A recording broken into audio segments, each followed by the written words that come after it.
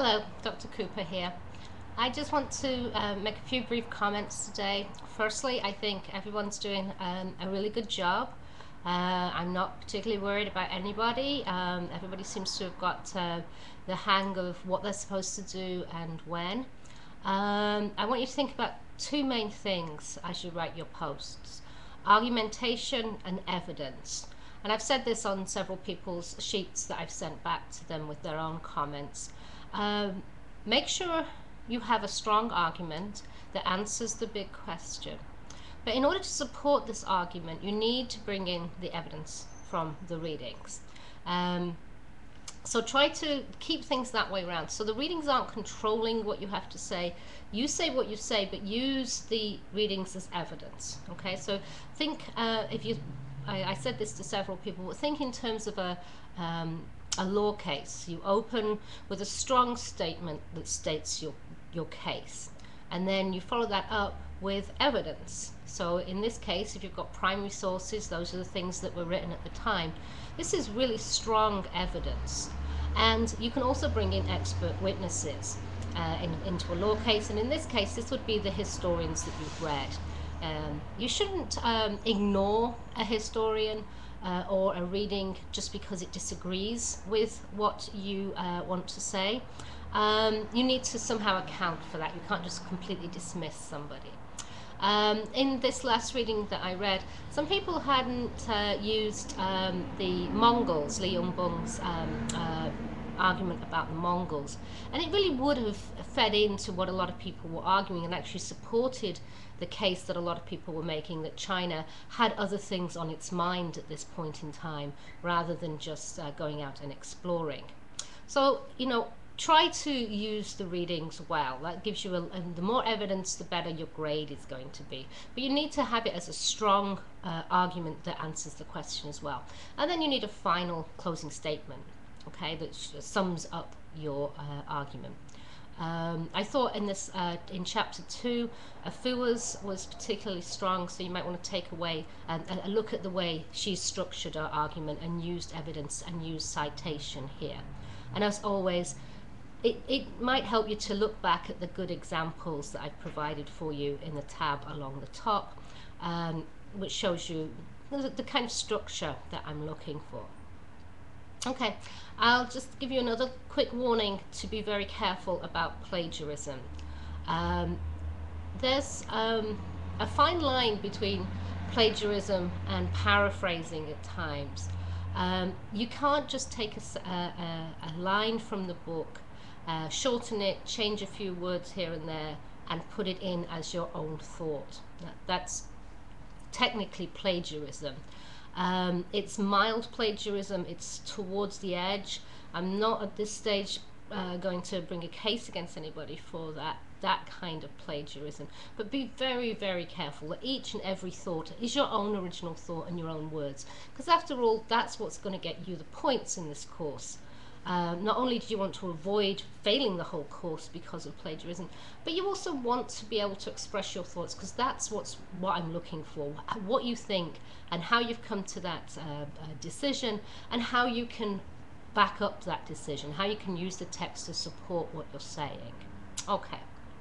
Don't worry if you're still going from one extreme to the other, from talking about the text in turn, and then you try to do an argument and that doesn't seem to be right because you've got to do an argument with the sources, and you're still finding your way. If you do all 24 of the discussion sections, I'll drop the worst 4 and just take your mark out of 20. I won't drop it if you just decide not to do 3. Those zeros will count, okay? So, it's important that you don't miss any work, but if you're struggling and trying to find your technique, I won't be punitive, and you will find that you'll get better as time goes on, and those are the scores that will count. Okay, time management. Some of you may be finding it very hard to post by 9 AM. The thing is, this is a deadline, okay? So you should be thinking of posting the night before, or even the day before, even the day before that. There's lots of opportunity. So you need to schedule yourself into your work week time to do this course. And a lot of people on online courses want to try and do it here and there in bits and pieces, and this really doesn't help them. Think about it, all courses, even if this was an in-class course, would have to do the reading. That's not part of your sort of hours. So the reading is just your traditional homework. So then you have two sections of an hour and 20 minutes that you would have in class that you should be putting in for yourself to actually do the writing. And a lot of you, I think you could be improving your grades if you just spent longer on your writing.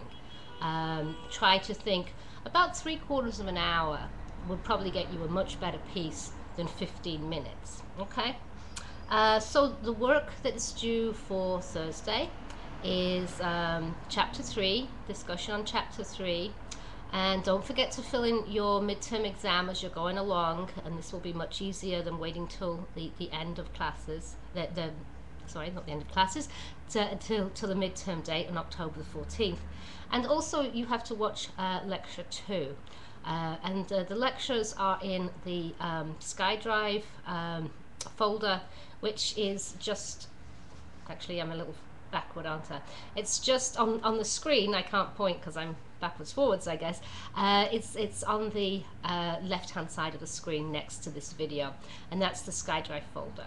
So the lectures are in there, and if you didn't do lecture 1, you should make sure you've done that before you move on to lecture 2, which is due for Thursday. Now when you click open, go to file, there's a red tab that says file, and click on download this video, and download it into a file on your computer and then watch it.